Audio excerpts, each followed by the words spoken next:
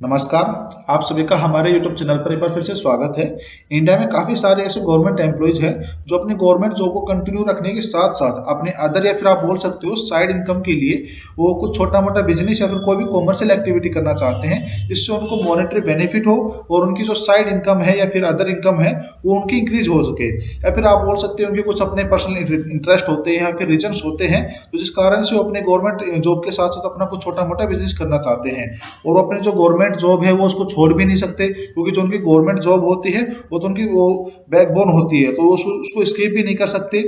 पर क्या है कि गवर्नमेंट काफ़ी लोगों के अलाउ नहीं करते कि भाई आप अपना बिजनेस कीजिए। तो ऐसे बहुत सारे लोग हैं, ऐसे बहुत सारे गवर्नमेंट एम्प्लॉयज़ हैं जिनको ये डाउट होता है कि भाई हम अपने गवर्नमेंट जॉब के साथ साथ अपना कोई छोटा मोटा फिर आप कोई भी कॉमर्शियल एक्टिविटी हम कर सकते हैं या नहीं कर सकते, कि हमारा डिपार्टमेंट हमें अलाउ करता है या इस चीज़ के लिए हमें अलाउ नहीं करता है। इसलिए आज की वीडियो इन सभी ऐसे गवर्नमेंट एम्प्लॉयज़ के लिए है जो इस तरह की दुविधा में फंसे हुए हैं। आज अपन देखो बात करने वाले हैं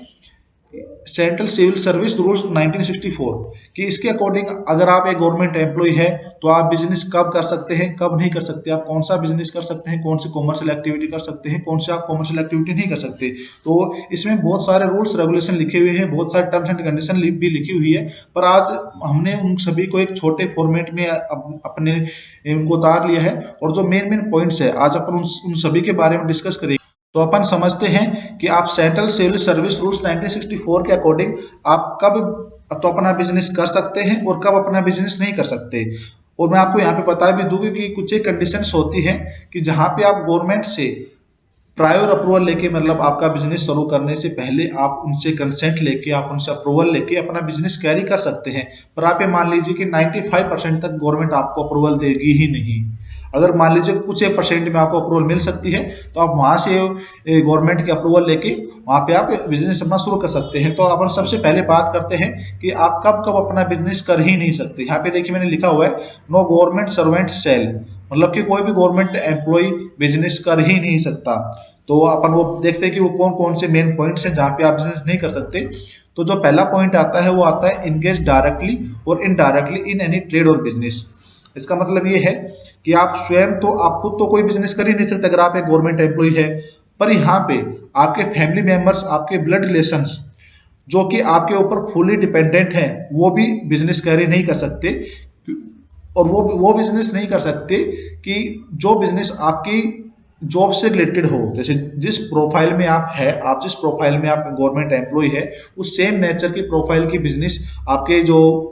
फैमिली मेंबर है वो कैरी नहीं कर सकते। हाँ, अगर मान लीजिए आपके माता पिता है या फिर आपकी वाइफ है या फिर आपकी ब्रदर सिस्टर है जो आपके ऊपर फुली डिपेंडेंट नहीं है, और वो तो अपना बिजनेस कर सकते हैं, क्योंकि वो तो अपने जीवन शैली के लिए कुछ ना कुछ तो काम करेंगे। ऐसा तो है नहीं कि भी आप गवर्नमेंट एम्प्लॉय हो तो अपना कुछ काम ही नहीं कर सकते। अगर वो आपके ऊपर फुली डिपेंडेंट नहीं है तो वो आप ये अपना काम कर सकते हैं। अगर वो आपके ऊपर पूरे तरीके से डिपेंडेंट है तो वो कैसे करके काम नहीं कर सकते। इसके अलावा जो दूसरा पॉइंट आता है वो है कि नेगोशिएट फॉर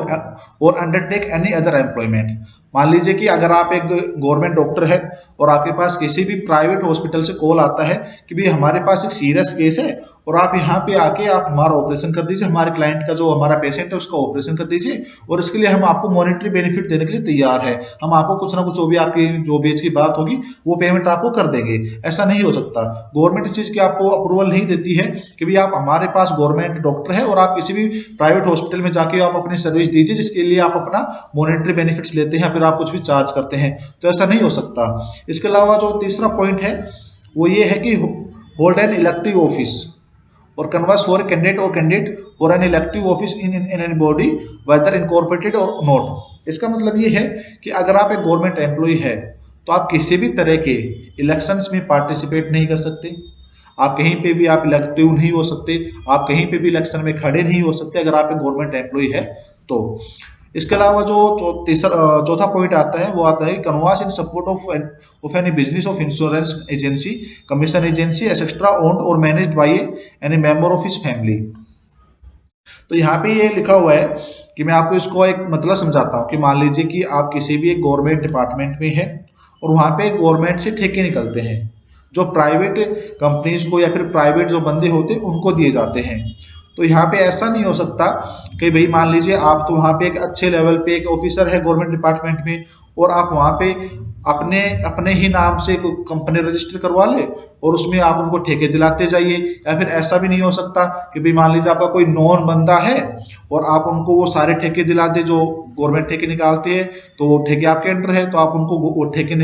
दिला दे और उनके ब्याह पे आप उनसे कमीशन चार्ज कर लीजिए। तो ऐसा भी करेंगे तो वो भी गलत है। देखिए मैं आपको एक चीज बता देता हूँ कि काफी लोग है कि वो बोलते हैं भाई मैं तो करूंगा, या फिर मैं मेरी वाइफ के नाम से करूंगा, मैं मेरे माता पिता के नाम से करूंगा, या फिर मैं उसके नाम से करूंगा, उसके नाम से करूंगा। देखिए मुझे पता है काफी लोग कर भी रहे हैं बिजनेस, गवर्नमेंट एम्प्लॉय होने के बावजूद भी काफी लोग अपना बिजनेस कर रहे हैं, किसी अदर बंदे के नाम पे कर रहे हैं, बहुत सारे कर रहे हैं, मुझे पता है। पर ये है कि देखो डिसीजन आप लोगों का ही है, मैं सिर्फ आपको नॉलेज दे सकता हूँ, आपको एजुकेट कर सकता हूँ, लास्ट डिसीजन आपका ही है।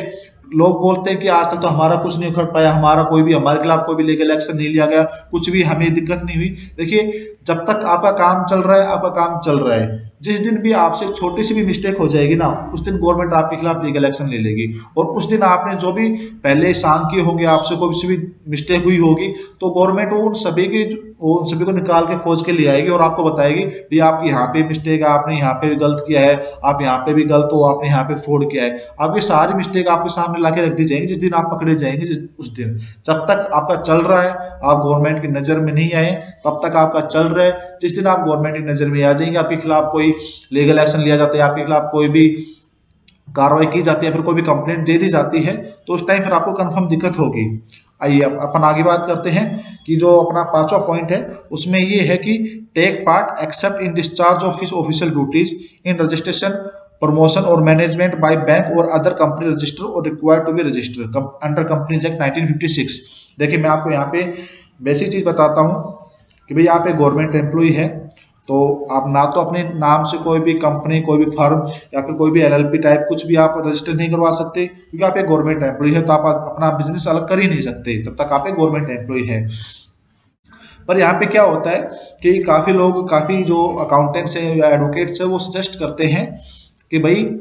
आपकी वाइफ के नाम से अपन कंपनी रजिस्टर कर देते हैं,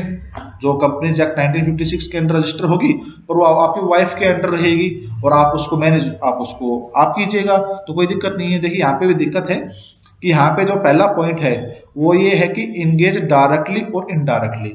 इनडायरेक्टली का मतलब ये है ऐसा कोई भी बंदा जो आपके ऊपर फुली डिपेंडेंट है आपकी फैमिली में। जो फैमिली का जो डेफिनेशन है उसका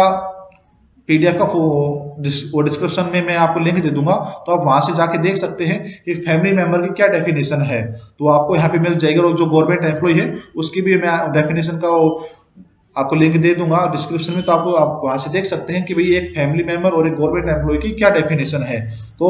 जो भी कोई भी बंदा हो, जैसे आपकी वाइफ फुली आपके ऊपर डिपेंडेंट है, तो आप उसके नाम से कोई भी कंपनी नहीं चला सकते। जहाँ पे आप वैकेंट में अपना सारा काम, अपना सब कुछ कंपनी आप मैनेज कर रहे हो, बस आपकी कंपनी आपकी वाइफ के नाम पे हो, तो ऐसा भी करना गलत है। क्योंकि यहाँ पे भी आपका कॉमर्शियल पर्पज आपका यहाँ पे शो हो रहा है कि भाई वहां से कंपनी से जो भी इनकम होगी वो आपको ही मिलेगी, क्योंकि वैकेंट पे पीछे से आप काम कर रहे हैं, बस फ्रंट में तो आपकी बीवी काम कर रही है, तो ऐसा करना भी गलत है।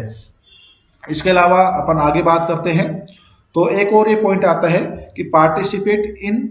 और associate himself for any manner of making of. अब मैं आपको इसको शॉर्ट में बताता हूँ। देखिए इसमें क्या है कि काफी लोग गवर्नमेंट एम्प्लॉय है जैसे कि आपको मालूम है, पर वो क्या है कि वो किसी भी रेडियो टेलीविजन में मान लीजिए, या फिर कोई भी ऐसी एजेंसी या फिर गवर्नमेंट जो मीडिया, जो सॉरी गवर्नमेंट नहीं, ऐसे कोई भी प्राइवेट एजेंसी या फिर प्राइवेट मीडिया है, उसके अंदर आप जाके अपना कोई भी स्पीच वगैरह नहीं दे सकते। जैसे कोई भी वीडियो मैगजीन वगैरह होगी उसमें आप अपना कुछ भी आप उससे कमाई नहीं कर सकते। कहने का मतलब ये है कि मान लीजिए कोई भी एक प्राइवेट मीडिया है, वो आपको बुलाए कि भाई आप हमारे पास आके आपको ये स्पीच देना है और इसके लिए हम आपको इतने रुपए चार्ज देंगे, तो आप ऐसा नहीं कर सकते हैं, क्योंकि वो भी एक प्राइवेट एजेंसी है, तो आप नहीं कर सकते। मैं अगर आपको मेरा एग्जांपल दूं, तो मान लीजिए कि मैं एक सीए हूं, तो मैं किसी भी एक इनकम टैक्स के ऑफिसर को मैं मेरे यूट्यूब चैनल पे बुलाऊं कि भैया आप यहाँ पे आके हमारी फर्म के बारे में, हमारी कंपनी के बारे में आप ऐसा ऐसा बोलिए, तो जिससे क्या है कि हमारा एडवर्टाइजमेंट हो जाएगा और हमारी कंपनी और ज्यादा ग्रोथ करेगी। तो ऐसा करना भी गलत है, क्योंकि वो इनकम टैक्स ऑफिसर को मालूम है कि भैया ऐसा मैं नहीं कर सकता। किसी भी मीडिया प्लेटफॉर्म पे जाके मैं किसी भी प्राइवेट एजेंसी के साइड में नहीं बोल सकता, उनके बारे में एडवर्टाइज नहीं कर सकता, ये गवर्नमेंट के रूल्स एंड रेगुलेशन के खिलाफ है। हाँ, यहाँ पे एक कंडीशन और है कि वो जो मीडिया का जो प्लेटफॉर्म है, अगर वो गवर्नमेंट द्वारा रेगुलेट किया जा रहा है और उसमें आपको गवर्नमेंट खुद बोलती है कि भाई आप यहाँ पे जाके पार्टिसिपेट कीजिए, तो उस केस में आप जाके वहाँ पे पार्टिसिपेट कर सकते हैं। जो गवर्नमेंट आपको बोलेगी आपको वही वहाँ पे एडवर्टाइज करना पड़ेगा, आपको वही वहाँ पे सब कुछ करना पड़ेगा। तो वो उस केस में तो आप वहाँ पे कर सकते हैं, क्योंकि वहाँ पे गवर्नमेंट द्वारा सब कुछ कंडक्ट किया जा रहा है, गवर्नमेंट उसको रेगुलेट कर रही है। इसके अलावा जो अब अपन बात करते हैं कि आप किस किस केस में आप गवर्नमेंट की अप्रूवल के बिना ही आप अपना वो काम, वो जो अपनी एक्टिविटी है वो आप कर सकते हैं। इसमें आप एक सिंपल सी चीज समझ लीजिए, अगर आपको वहाँ पे कोई भी मॉनेटरी बेनिफिट्स नहीं मिल रहा है, मतलब कि आपको वहाँ पे किसी भी तरह का पैसा नहीं मिल रहा है, तो ही आप बस वो एक्टिविटी कर सकते हैं। जैसे कि यहाँ पे लगभग 4-5 एक्टिविटीज है जो मैंने यहाँ पे राइट डाउन की है, तो मैं आपको एक एक करके यहाँ पे बताता हूँ कि undertake honorary work for a social और चैरिटेबल नेचर। कि मान लीजिए भाई आप कोई भी गवर्नमेंट एम्प्लॉय है और आप सुबह सुबह फिर शाम को किसी पार्क में जाके आप पेड़ पौधों को पानी देते हैं, या फिर वहाँ पे जाके आप पेड़ पौधे लगाते हैं, तो वही वो तो चैरिटेबल पर्पज के लिए है। आपको वहाँ पे कुछ भी तरह की किसी भी तरह का आपको वो पैसा नहीं मिल रहा है, आपकी किसी भी तरह की वहाँ पे इनकम नहीं हो रही है, तो आप वो कर सकते हैं। देखिए गवर्नमेंट ये बोलती है कि भाई आप कुछ भी कीजिए, आप चैरिटेबल पर्पज के लिए कीजिए, आप सोशल वेलफेयर के लिए कीजिए, पर आप मॉनेटरी बेनिफिट्स के लिए मत कीजिए। दूसरा पॉइंट ये है कि undertake occasional work of A literally artist और साइंटिफिक कैरेक्टर। कि भाई मान लीजिए कि आप किसी भी लैब वगैरह में जाके कुछ भी अपना योगदान करते हैं जहाँ पे आपको किसी भी तरह का कोई भी मॉनेटरी बेनिफिट नहीं मिल रहा है, तो आप वही यहाँ पे कर सकते हैं। इसके अलावा ये है कि participate in sport activities as an amateur. देखिए मैं आपको यहाँ पे एक एग्जाम्पल देखा हूँ, मान लीजिए कि MS धोनी है, जैसे कि आपको मालूम है MS धोनी पहले तो क्रिकेट खेलते थे, अब उनको आर्मी में अपॉइंट कर दिया गया है, तो उनके पास अपने क्रिकेट का काफ़ी एक अच्छा अनुभव है, एक अच्छा एक्सपीरियंस है। तो वो जाके किसी भी प्लेटफॉर्म पे, या फिर प्लेटफॉर्म बोलना गलत रहेगा, अभी मान लीजिए आप किसी भी बंदे के पास जाके या फिर किसी को भी ऐसा कोई स्पोर्ट का कोई कार्यक्रम हो, वहाँ पे जाके लोगों को प्रोत्साहित कर सकते हैं, उनको मोटिवेट कर सकते हैं, अपना एक्सपीरियंस वहाँ पे शेयर कर सकते हैं कि भाई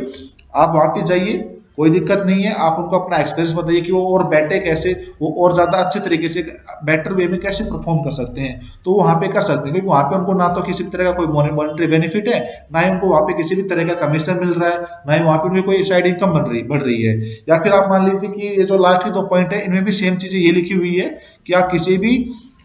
एक्टिविटीज में, ऑर्गेनाइजेशन हो, कोई भी कल्चर और रिक्रिएशनल एक्टिविटीज हो,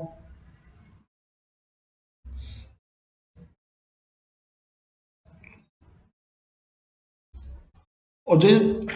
ये जो लास्ट के 2 पॉइंट है, इनमें भी यही लिखा हुआ है कि भाई आप किसी भी तरह की एक्टिविटीज में जाइए, चाहे वो साइंटिफिक एक्टिविटी हो, चैरिटेबल सोसाइटी की एक्टिविटी हो, आप किसी भी क्लब में या फिर किसी भी ऑर्गेनाइजेशन में आप पार्टिसिपेट कीजिए, बस वहाँ पे आपको एक मॉनेटरी बेनिफिट्स नहीं होना चाहिए। प्रूव आपको ये करना पड़ेगा। अगर मान लीजिए आपके ऊपर कोई भी ये कार्रवाई बैठते भी आपने ये एक्टिविटी क्यों की, तो आपको बस यहाँ पे सिंपली प्रूफ करना पड़ेगा कि यहाँ पे मेरा किसी भी तरह का कोई मॉनेटरी बेनिफिट मुझे नहीं मिला है, मुझे किसी भी तरह का यहाँ पे पैसा नहीं मिला है, ना ही मुझे किसी भी तरह का कोई कमीशन वगैरह यहाँ पे मिला है। ये सिर्फ एक सोशल वेलफेयर के लिए एक चैरिटेबल एक्टिविटी थी जो मैंने की है, और मैं central civil service conduct rule 1964 के अकॉर्डिंग मैं ये एक्टिविटी कर सकता हूँ। ये उनका सीधा सा एक वो है कि अब रूल है, उनके पास राइट्स है, उनका राइट है कि वो कि सिमिलर एक्टिविटी या फिर आप ये चैरिटेबल एक्टिविटी कर सकते हैं, अगर उनसे उनको किसी भी तरह का मॉनेटरी बेनिफिट ना मिल रहा हो, कोई भी उनको कमीशन ना मिल रहा हो। इसके अलावा जो लास्ट का पॉइंट है, इसमें भी सेम ही चीजें हैं। तो आप बस मैं आपको इन शॉर्ट में बताऊं, अगर वीडियो का डिस्क्रिप्शन आपको मैं शॉर्ट में बताऊं, तो इस जो सेंट्रल सिविल सर्विस रूल है 1964 के अकॉर्डिंग, इसके अकॉर्डिंग आप सिर्फ वही एक्टिविटी कर सकते हैं जिसमें आपको किसी भी तरह का कमीशन, किसी भी तरह की साइड इनकम, या फिर आप बोल लीजिए किसी भी तरह का कोई भी मॉनेटरी बेनिफिट्स ना मिल रहा हो, तो ही आप ये किसी भी तरह की एक्टिविटी कर सकते हैं। अगर आपको वहाँ पे किसी भी तरह का कोई भी 1 रुपया भी मिल जाता है, तो आप रूल्स के खिलाफ है, आप वहाँ पे वो अपनी कॉमर्शियल एक्टिविटी नहीं कर सकते। आप ही नहीं बल्कि जो बंदे आपसे आपके ऊपर डायरेक्टली डिपेंडेंट है, फुली डिपेंडेंट है, वो भी सेम नेचर के बिजनेस की एक्टिविटीज नहीं कर सकते हैं। धन्यवाद।